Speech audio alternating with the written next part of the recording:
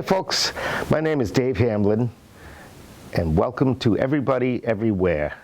This is a brand new program being produced here at Area 58 Studios. It's a community cable television and media company here in Carver, Massachusetts. And the premise of our show is kind of a loosey-goosey, kind of organic interviews with people from all walks of life and hopefully eventually from all corners of our globe, just to spread good cheer and interest and knowledge of different people and all over the place. So this is our inaugural program, our first episode. So I'm still kind of new to this. Actually, I'm brand new to this. I haven't done anything like this since I was in high school. That was back in the late 1970s. And most people I know nowadays weren't even thought of back then. So bear with me, if you will. And hopefully we can provide you some information, knowledge, and entertainment. And that's what we're going to be striving for. My first interview is with a friend of mine.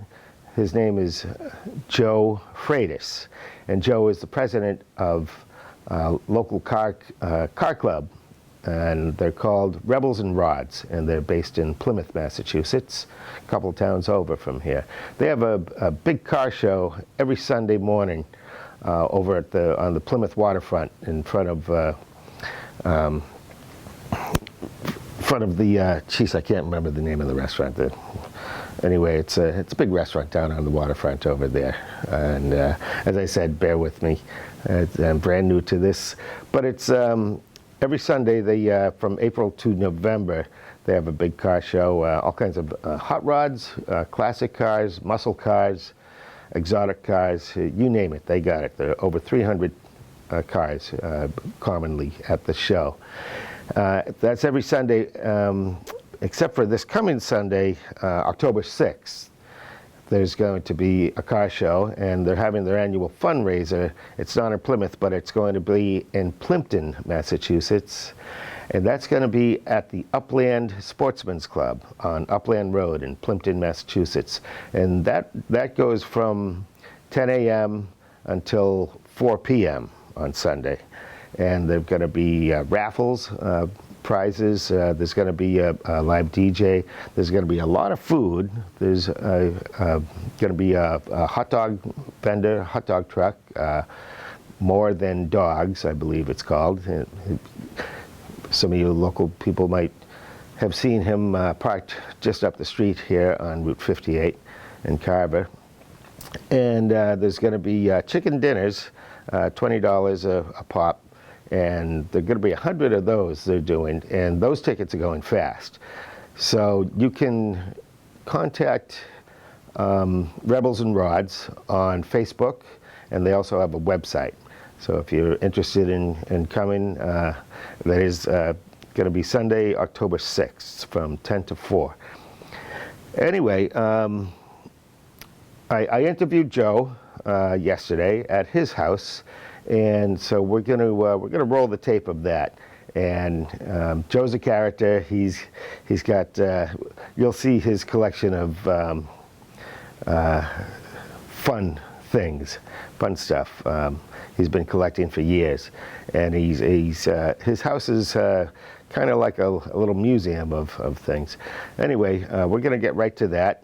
And one thing that I do, I'm planning on incorporating for each episode is a quiz that I'll ask a question now at the introduction to the episode, and then I'll give the answer at the end, at the outro.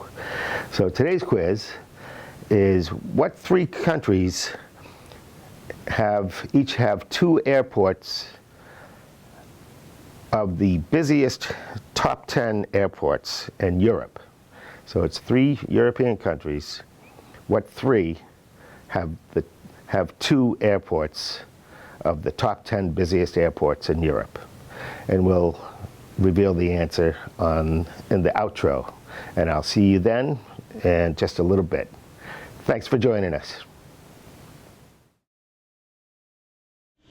Okay, and here we are in Joe's living area. Over here, that's Joe. Over here, he's got the fireplace and the mantle and the awesome Halloween decorations all going up there, and up there, I don't know if you can see it, is a beautiful lake. What's that lake called, Joe? Called Cooper's Pond. Cooper's Pond here in Carver. And this is Joe's place. This is Joe, and Joe's going to tell us a little bit about this display case that he's got on his table here, and I'm going to bring this in. And these are, I don't know if anybody's old enough to remember watching, but these are Hot Wheels. And Joe's going to tell us a little bit about this collection. All right. Well, this is when I became fascinated with cars, I guess I'd say. In the mid-'60s, when I was a kid, it was Matchbox. Everybody that's our age remembers the Matchbox cars. You went and picked a number. They gave it to you in a little box. Well, one day I brought a Hot Wheel home, and I had the Matchboxes on the kitchen floor, and I took my first Hot Wheel out of the package, and when I rolled it across the floor, it just didn't stop. I think it went about 8 miles, and from that day on, I never played with Matchbox again. And as a matter of fact, this Hot Wheel right here, I am 66 years old. This is the very first Hot Wheel that my dad ever bought me. That was purchased in Benny's when Benny's was in town. It's now a fireplace store my buddy Jimmy owns. As a kid, of course, I painted it about 10 times with Testa's paint, so I got older and I took it all apart, stripped it, primed it. They came out with a 25th anniversary of the same style Mustang, so I put new glass in it, I put new wheels on it, and I painted it back to its original color. But that's the first car that my dad ever bought me, and I was born in '58, and that is '69, I believe I got that one. That was my very first car.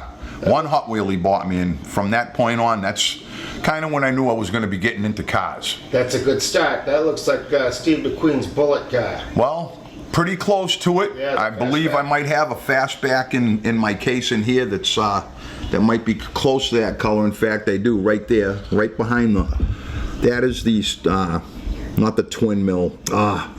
I can't remember the name of this one. I can see it next to the Red Baron, huh? Yeah, right behind it there's a green Mustang there, and the Paddy Wagons and the Silver Shadow. Those are a bunch of good ones. A lot of these red lines that are in here were the originals from when I was a kid. Some of them are remakes, 25th anniversaries, 30th anniversaries. But a lot of those were the actual ones that I had when I was a youngster. This Mustang here, the silver chrome one, was called the Boss Hoss, and you had to mail away for that car, and you got your little book with it. I actually have the pin that still goes with that behind it. And then they had the heavyweights, the bus that's flipped open in the back row in the top left corner. Those they weren't a whole lot of fun on the track because they were really heavy, but they sure were neat pieces to look at. And right here I have, and this is an original package from 1969, and that is the Chaparral. That was one of my favorites. They came in white. That color was a really pretty color right there, but this has never been touched. This has never been opened. This is one of my favorite pieces. Obviously, I would love to take it out and play with it, but it's gonna stay there until the end of my lifetime. Somebody may have it someday. And then these here are just a couple of the more popular styles that they had back in the day. These are 50th anniversaries, but this was the Camaro, not the blown Camaro, but the Camaro, and that, again, was the Mustang that I just showed you the original one of. So yeah, Hot Wheels really made some really neat stuff, and sometime during the interview here, I'll bring you downstairs into my playroom, Dave, and I'll show you. I've got a few more cars downstairs and some stuff I can show you that maybe some of the audience would be interested in. And it's funny because the Mustang, the Fastback, that is a '68. When I was a teenager, I purchased a 1965 Mustang from a friend of mine, obviously a real car. And when I bought it, the car had no forward gears, it only had reverse, so when I bought it, I drove it home backwards. and pulled it down into the garage, and that's when I learned to become a gearhead. That's when I put a transmission in it, and my mother hated that car. It was loud, but yeah, we put a transmission in it, and then that's how the whole car thing started with me. Fantastic. Yep. Let's go take a look at that. Is it a man cave? What do you call it? A man cave downstairs? Yeah, I call it the man cave. It's my playroom. It's my sanity room. Let's go take a look. You got it, buddy. Okay. Come on down. If anybody's ever watched the ID channel, you might know who Lieutenant Joe Kenda is. He keeps an eye on the man cave for me. Nice. He's serious. He's all business, this guy. He is. My cat goes right between his legs down the bottom. Oh, she got her own, entrance. Come on in, Dave. Okay, here we go. Whoa, look at this. All right. This is what we're talking about, huh? Isn't this something? Wow. Wow. Yeah, this is something. Like I told you, I wanted you to get the full effect. You Yeah. asked me if I had any Johnny Lightning cars. These Johnny Lightnings here, they're remakes, but they're all remakes of the original styles. Do you have the triple thread? Is that a triple thread there? The triple thread is the fire truck. I had a dragster that they called it. Triple Well, these here, those That's were what the, I had. Nope, those were the twin engines. The one that you had, Oh, no. the one that you had is here it these somewhere. ones? I've got to find it. I think up here. That one, yes, that's triple threat. And then there's the fire engine one that has the bigger back on it, if I can spot it. They did have a few rails. That one, see, some of these, like this one has the bubble on it. Yeah. This one was packaged without a bubble on it. I'll be damned if I can find. Here it is, right here, Dave. That's the fire engine with the dragster with the 3 engines. Okay. This was a very popular one here. This dragster was an extremely popular one back in the day. So, and the VWs, the Corvettes weren't bad. These here, those were very popular. The Volkswagens with the twin engines. This little T-bucket that they had here, a little Roadster. I do have some of these original in another spot here in the cellar, but these, like I say, these are all remakes. These here are all Tootsie Toys that some I restore. Some of them are original, some of them are restored. I love getting into the ones that are really hurting. I like cleaning them all up nice and bringing them back to life. They're not worth as much money when they're restored like that. Sure, yeah. But they're still they're just wonderful to look at. Yeah, you're not interested in selling them anyway. These Nope, are yours. they're not going to go anywhere. This is a collect. That's what collecting is about. Yep. You're not flipping them. Nope. And then you were talking about your slot cars. This case right here has a whole bunch of electric slot cars. I probably got that when I was about 10 years old at Martha's Cycle Shop. That was the original Auroras. That was the Cheetah, and that thing still runs like a champ. Goes perfect. Isn't that fun? Yeah. You want to see Pokey? Well, you take good care of them. Yeah. There's Pokey. There's Pokey. There's your buddy. I got that from Dave. Dave was gracious enough to give me Pokey. There's Pokey. Pokey has a problem with his front legs, but... We're going to work on him. We're going to get him surgery. Okay. We're going to get him fixed up. What else we got here? Oh, here's a bunch of matchboxes. Very cool. This is amazing. Yeah, you got the... Wow. A lot of Tom Daniels, nice pieces here. These are a little larger scope. Oh, sure. Okay. Dragula from the Munsters. I got it in purple. I've got it in red. Beautiful. And all these, as I showed you, the school bus upstairs, the Hot Wheel, that's the same thing, only in a larger scale. I've got the Ice-T Hot Wheel, Sand Crab Hot Wheel. Some of them they remade. This is all junkyard. I was a nut for the junkyard when I lived in my old neighborhood. I used to love to go to the junkyard. Wow. So I made my own junkyard. People left this stuff, brought it to the junkyard? Oh, that's my junkyard. Come on inside. Okay. Oh, look at this bicycle, huh? Yeah, that's a remake as well. It's a chopper, but it's nice. Yeah, that is cool, huh? Yeah. Back in the day when they made the original ones, though, as guys our age will remember, the Schwinn's had the shifter, 3-speed shifter, and those had the shifters on them as well, but they stopped making them because a youngster got impaled on one, and that's when they did away with all the shifters on the bicycles in that style. Then over here we've got... it's the dumb kids who always ruin the fun for the rest of us. Right? I know. Model kits. I love models. None of these are open. You were talking about the loops and whatnot. I've got the Snake and Mongoose sets up there. Snake and Mongoose were popular drag cars back in the day. I remember, yeah. You bet. Yeah. Same thing here. This is the Snake and Mongoose, the model. I've got the kit, the box over there. Isn't that fun? But yeah, lots of stuff. And it's like a treasure hunt when you go out. You go to flea markets and stuff. You find little things, little trinkets here and there that, you know, the other day Kim and I went to Marshfield, and I had this one when I was a kid. And this one here I spotted for $1. So I picked it up. I knew what it was because of the rubber wheels, but I didn't realize that it was the one that had no engine on the back. This one here had the engine on the back. So for $1, I found something that was probably 40 or 50 years old. And it just makes it really fun to find stuff like that. No, those are AFX? No, those aren't AFX. That's just another kid toy that they came out with. Oh, okay. Not quite sure what the make of it is. They weren't some super popular thing like Hot Wheels or Matchbox or Johnny Lightning. Yeah. And I got stuff in here.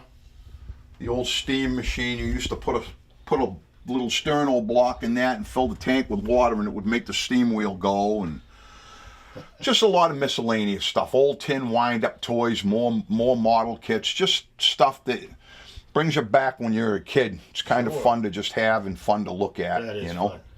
And Joe, are you a hockey player? I was a goalie for years. Nice. Yeah, I skated for years until I got my shoulder surgery, and then I was no longer a goalie anymore. I couldn't catch with a shoulder. I could say this about you: nothing gets by you still. Yeah. Oh no, I wasn't that good. Okay. Don't flatter me too much. But you know, down if you want to come over this way, Dave. I remember this fella, Alfred E. Newman. Yeah, and that's what happens when he eats corn on the cob. Yeah, there you go. There you go. One of my favorite magazines. But you were talking about the supercharger that you had when you had your track as a kid. That's the supercharger right there. The cars used to come through and the foam wheels would spit the car out. Exactly. That's exactly what I had, yeah. Yeah, and then the lap counters, those were original lap counters. Some remake tracks in there, but the original case in the back on the top right-hand side. Oh, sure, yeah. And then if you peek in here, I don't know how well you'll be able to see, but these here are all the original Matchbox cars styles that we had as kids from the 60s. And I had a bunch of these, obviously, because I still have them. Same thing with all of these here. If you look, you'll probably see lots of them that you had as a kid. Mm-hmm. But the day that Hot Wheel came home, I never bought another one of those because the Hot Wheel was just so much faster.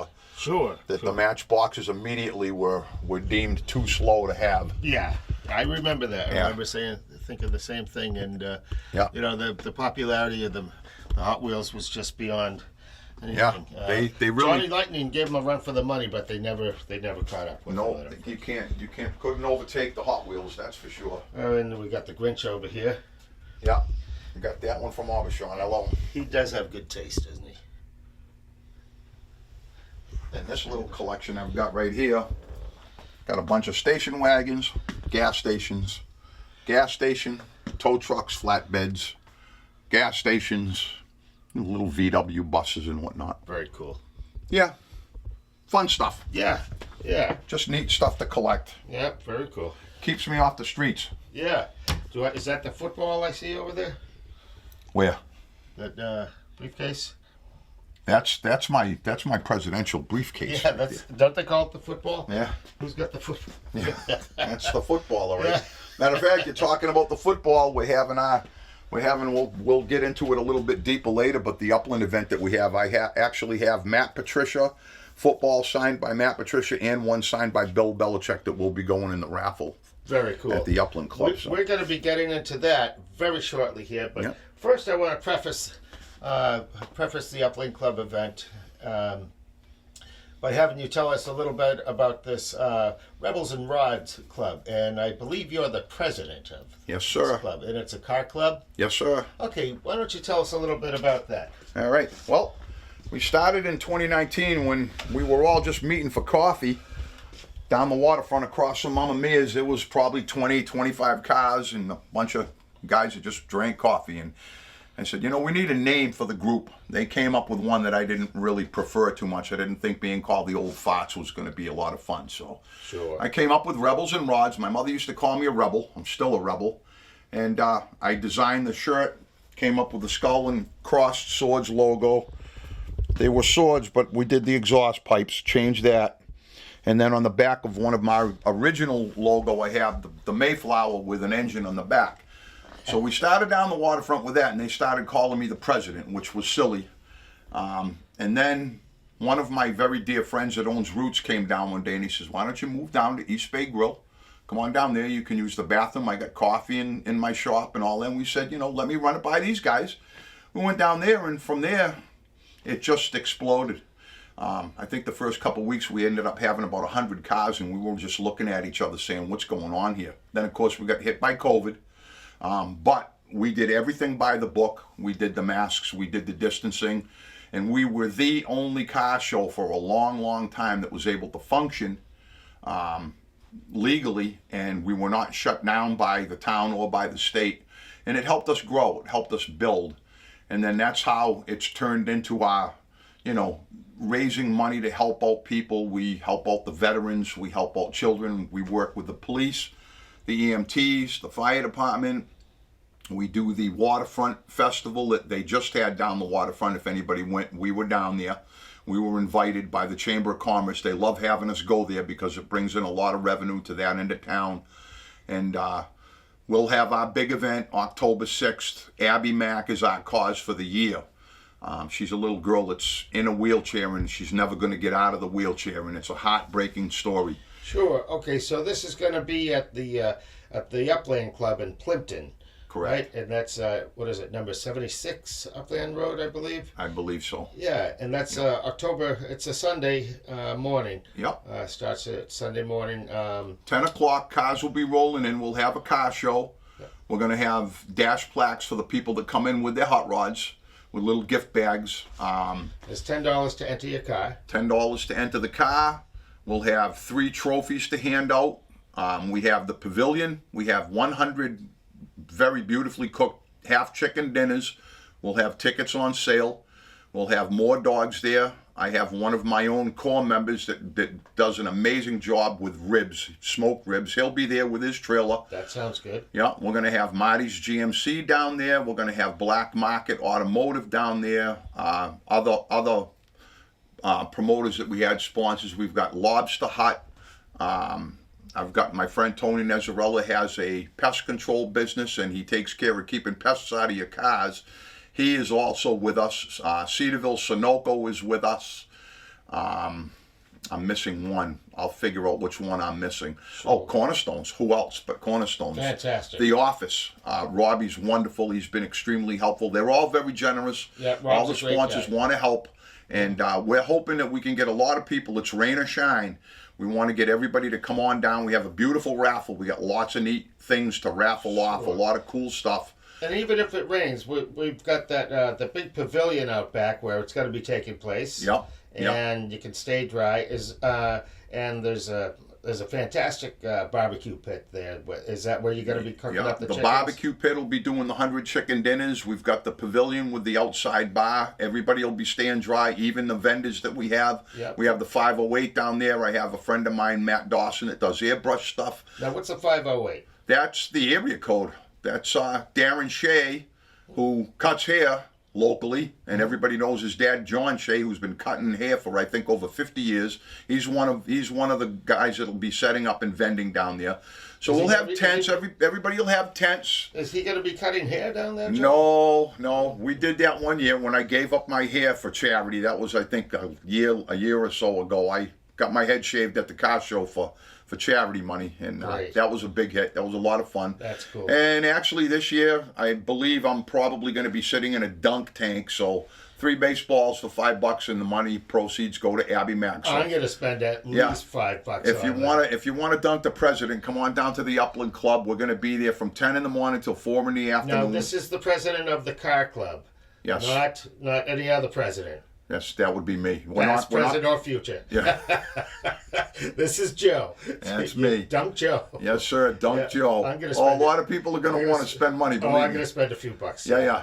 I'm looking forward to that. I'm looking forward to that chicken dinner, too. That sounds great. That's going to be a great dinner. And the ribs. Yeah. Now, every Sunday still, right until mid-November, we'll be at East Bay Grill every single morning down the Plymouth waterfront from 7 a.m. to 10 a.m. So you get time to come down, check out the cars. Breakfast place, very, very close. We have bathrooms there. PA, we sell merchandise. We do a 50-50 down there. It's a lot of fun. Everybody does what they do, and then when they get out at 10, they get to go home and do the honeydew list. So Sure. it's a nice an early morning, a good way to jump up and get the morning going. Now, the fundraiser on Sunday, October 6th, at the Upland Sportsman's Club. What are the hours? That starts at 10? The cars will be rolling in at 10. We'll be in there early set up. You will be able to walk in. Hopefully you'll be able to walk in and buy chicken dinner tickets. We're only selling 100, and we're at least in the halfway point of them going already. They're that good. So come on down. If you want a chicken dinner, ask for a ticket when you come in. And if we're out of chicken dinners, we're still, as I say, we're going to have More Dogs truck there that has great stuff in that, and also my buddy Jimmy D's ribs are very, very good ribs. Sure. So you're not going to go home hungry. There's going to be a lot of food. There's going to be cold beer, and it's a full bar there. Yeah. So even if you don't drink beer, if you drink wine or a mixed drink or a soft drink, we've got it covered. And the pavilion holds a lot of people, and as I said, everybody will be tented no matter what. But we're going to be prepared, whether it rains or shines. We're going to be there, and I'm pretty much begging people from my heart, if you come down, it's all for this little girl. The Rebels themselves, we don't draw any kind of money for ourselves.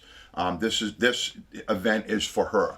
This is a fantastic thing, and she suffers from, I believe they call it Lee syndrome. Yes, and it's a neurological or disease, disorder. Very debilitating. Yeah, and she just what is she, 13, 14? Yeah, she's young. She's very young. Poor young lady, and she's confined to a wheelchair. Yeah.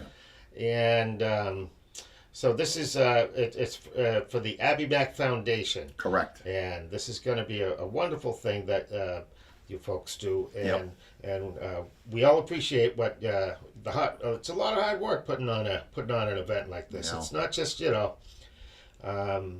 it's not just a fly by night thing. Right. So well, our rewards are helping out families, and my personal thing when it comes to children, it hits home hard with me. Sure. To see an older person or something, that's one thing, and it's still saddening. But when you see a child, I mean, I'm not even going to lie about this. When I met her the first time, it was at the Waterfront Festival, and I went over to her and I introduced myself. And I said hello to her, and when I was done, I went to the back of our trailer that we have our setup on, and I literally sat there and had a little bit of a cry for myself, because it breaks my heart to see a child like that, and it just fills you with more drive to want to make this the best we can for them. That's a wonderful thing you're doing, Joe. Yeah. And it that makes us, but me personally anyway, I meet someone like that. It makes me realize just how fortunate I am, and how fortunate I think the majority of us are. And we often can take it for granted, and just we've got our health and physical health, mental health, and things are good. Yeah. And it's easy to get frustrated in daily life, but then something like that, it brings it all home. I don't complain about a rainy day. There's too many other things that bother people. I'll show you something real quick that I did. I'm sure you were aware of it. You might even remember.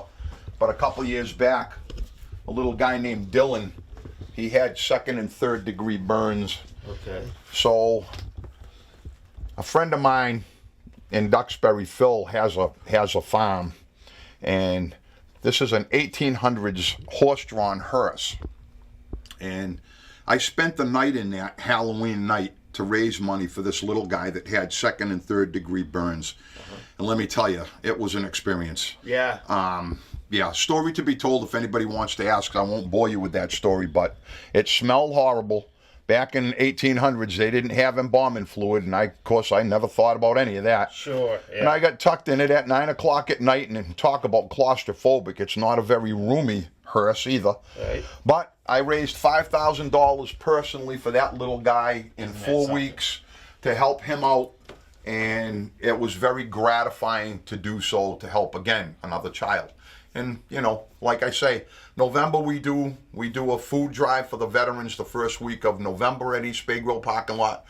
We give it to the Post on Federal Furnace, and they say it's the largest donation that they get yearly, which we could roll up there with at least an average of 3 pickup truck loads of non-perishables, shirts, food, whatever we can get. The following week, we'll do a big toy drive, same impact.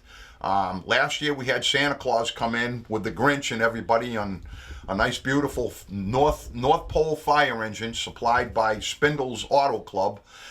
We make a gala event out of it, but we raise a lot of toys and tons of toys, all for the local community, for the children. And then after that, thank God, it's time to take a break.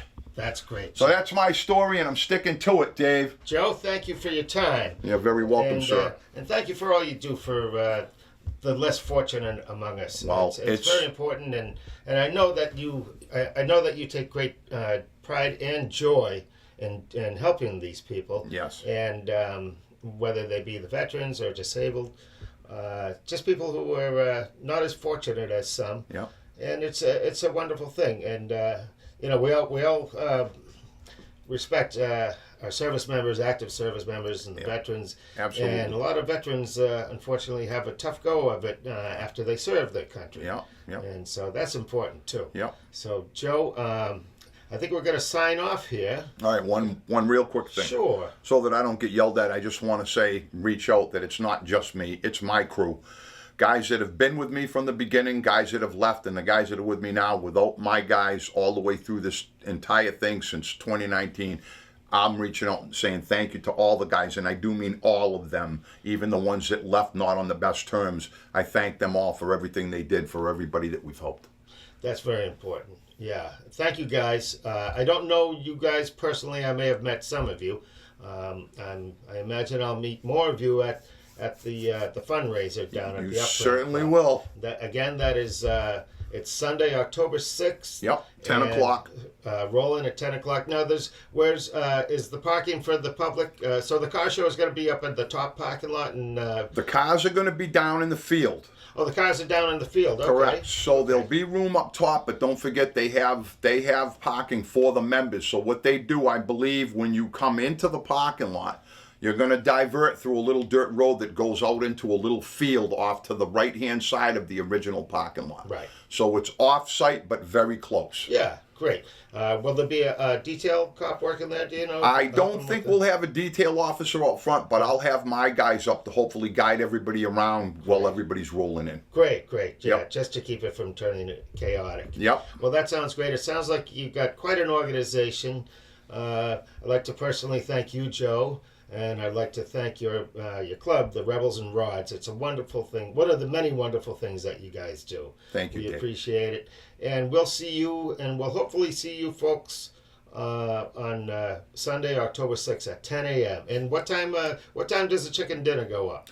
We're going to have the chicken dinners ready to go off at 1 o'clock. 1 o'clock. And what time people are going to start leaving? What time did they... We ended at 4. 4 o'clock. So, like I say, we'll be giving trophies. We'll be doing the raffle. So anybody that's involved in any of these things, one of our biggest raffle prizes that we have is a Shriners Go-Kart, which is like a Model A car with an engine. $10 for a ticket. And if you win this thing, they've been going on eBay from anywhere from $1,000 to $3,000. So if you don't want the go-kart, you can always hit Marketplace. Come on down and buy tickets. Does a Fez go with that car? Wise guy. Thank you, Dave. Okay, thank you, Joe. All right, one more buddy. question. Sure. There's not going to be live music there, is there? You're not going. We're going to have. We have one of my guys. In fact, the gentleman that that's doing our smoked ribs. He is a DJ, and he'll have music playing for us. That sounds. So great. we'll have tunes. We'll have some music there. We'll be good. That sounds great. Yes, sir. Well, sounds like a wonderful day, rain or shine. Yes, sir. Sunday, October 6th at the Upland Club on Upland Road in Plimpton, Massachusetts. Be there or be square. Yeah, baby. Thanks, Joe. Signing off. Love you. There we have it. I'd like to thank Joe Freitas for joining us and giving his time. The purpose of this interview and this inaugural episode of our program of Everybody Everywhere is to publicize the event, which we spoke in, the fundraiser for Rebels and Rods, which will be, as we said several times now, October 6th. It's a Sunday morning, starts at 10 a.m. and it goes until 4 p.m. Sunday afternoon. So we hope you can join us then. And thank you for joining us on the air, on the program, and thank you for watching. Again, my name is David Hamblin, and this is Everybody Everywhere. Now, I had asked a question for today's quiz in the introduction, and I promised I would give the answer. The question is, what three countries have 2 airports in the top 10 busiest airports of Europe? Those 3 countries are the United Kingdom, Spain, and Germany. Each of them have 2 of the busiest top 10 airports in Europe. Kind of a trivial matter, a trivial thing, bit of information. So, but if you're flying to Europe, you don't want to deal with the crowds. Maybe you want to go to Iceland instead of one of those countries. Anyway, my name is Dave Hamblin, and thank you for joining us here. And we're signing off here at Area 58 Studios in Carver, Massachusetts. Thank you, Mr. Mott. Have a pleasant afternoon, morning, evening, whatever time of day it is that we're watching. Take care.